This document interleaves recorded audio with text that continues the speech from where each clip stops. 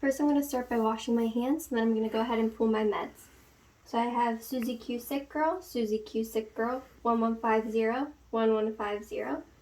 I need normal saline. This is normal saline. I need 125 milliliters per hour continuously. This is a 250 milliliter bag.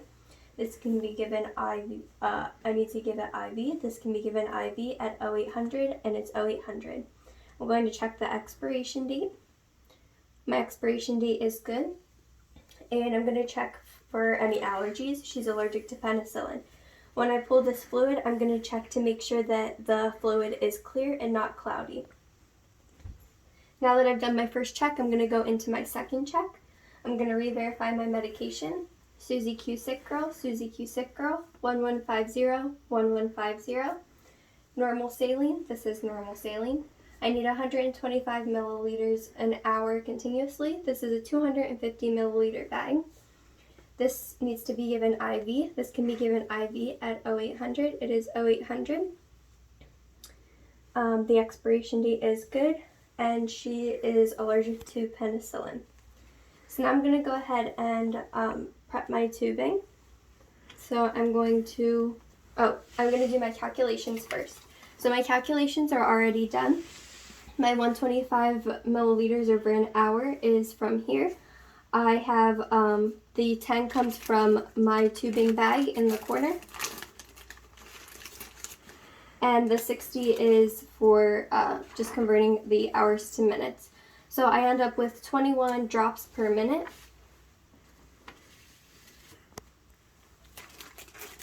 I'm going to go ahead and open all of my supplies.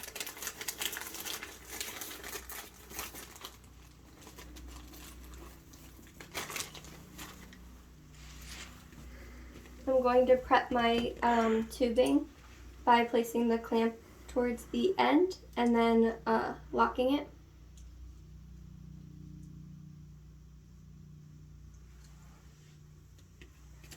I'm going to go ahead and spike my fluid,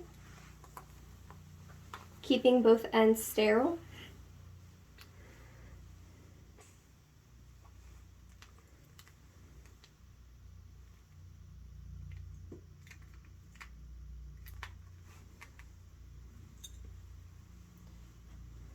I'm going to fill my drip chamber.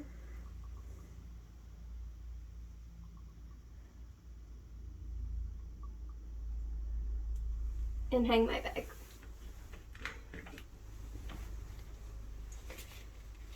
So now I'm going to make a flag for my tubing.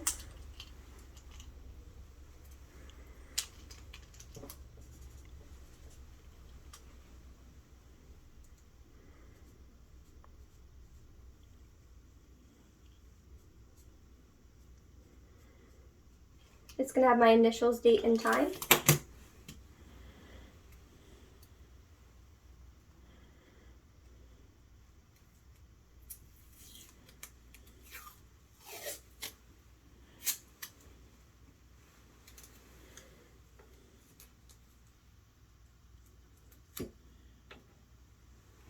Now I'm going to go ahead and invert my my Y's.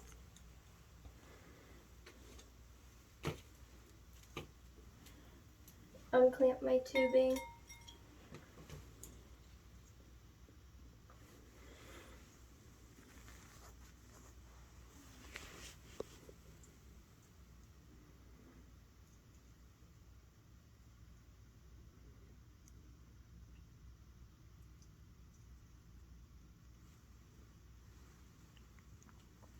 That one's done.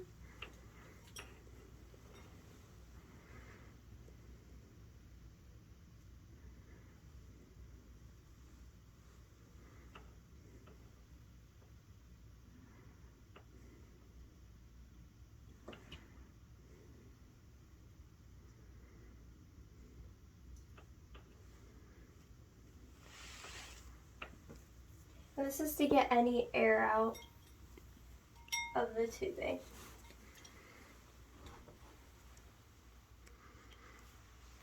And if I see a bubble that gets stuck, I can just go ahead and flick it out.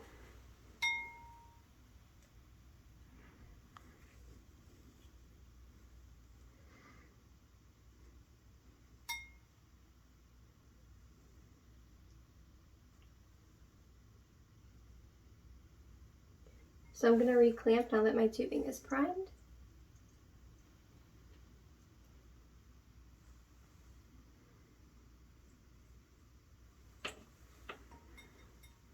And my Y sites have been inverted.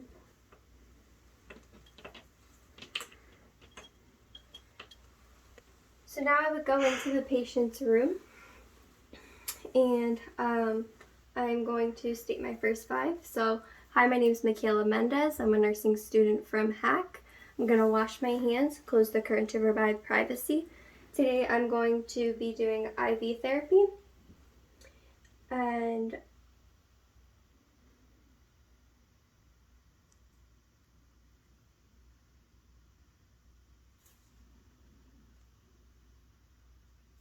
can you please state your name and date of birth? Susie, sick girl 1150. And do you have any allergies? Looks like you're allergic to penicillin. Is that the only allergy? So now I'm going to go ahead and apply gloves.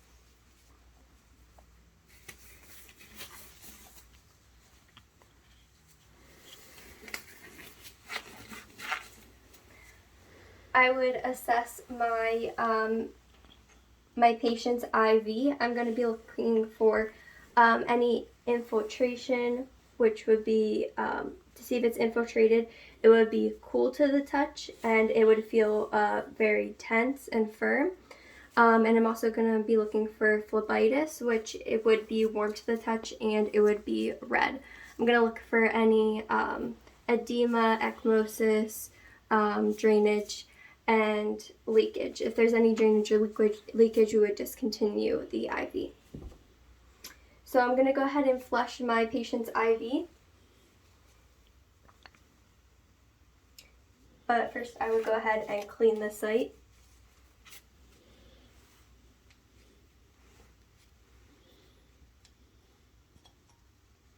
So when I clean it, I want to clean it really good all around, and then I don't want to drop it or let it go because then it could get contaminated. And then this part is sterile.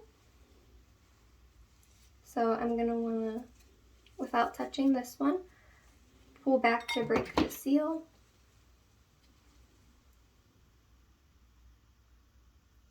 And then I can go ahead and insert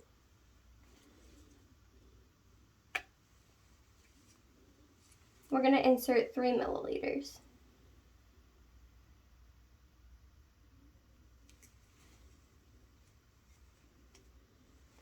And it all came out good. So then I'm going to go ahead and connect my tubing to my patient.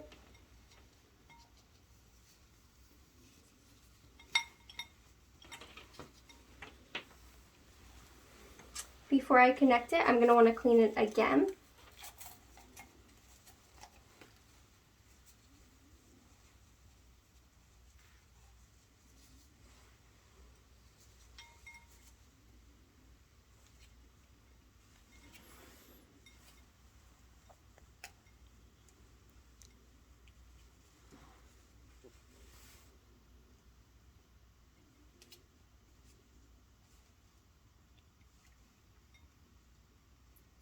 And then I would go ahead and unclamp, and I would be looking for like 5 to 6 drops for 15 seconds. If I had more than 5 to 6 drops, I would go ahead and slow the clamp down. And if I had less than 5 to 6 drops, I would go ahead and increase it. Once I have 5 to 6 drops dripping, then I would wait a full minute and make sure I have my 21 drops.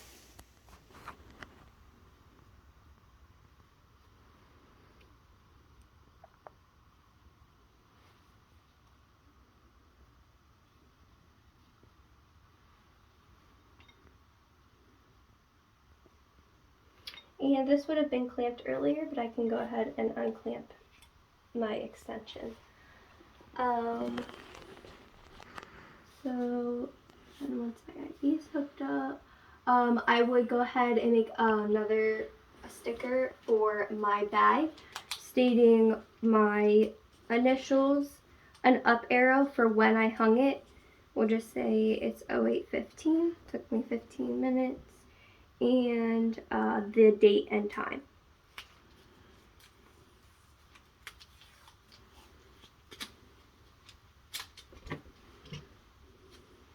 And that would just go right on my bag for the next nurse to know.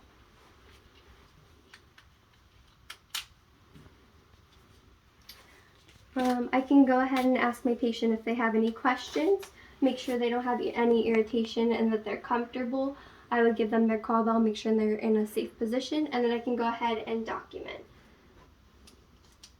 So, their documentation, I'm just going to write the date,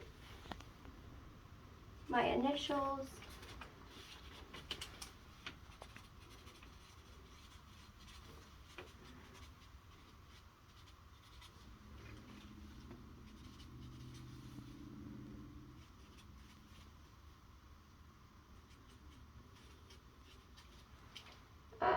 my title, initials, name, date, and time. And I think that's everything.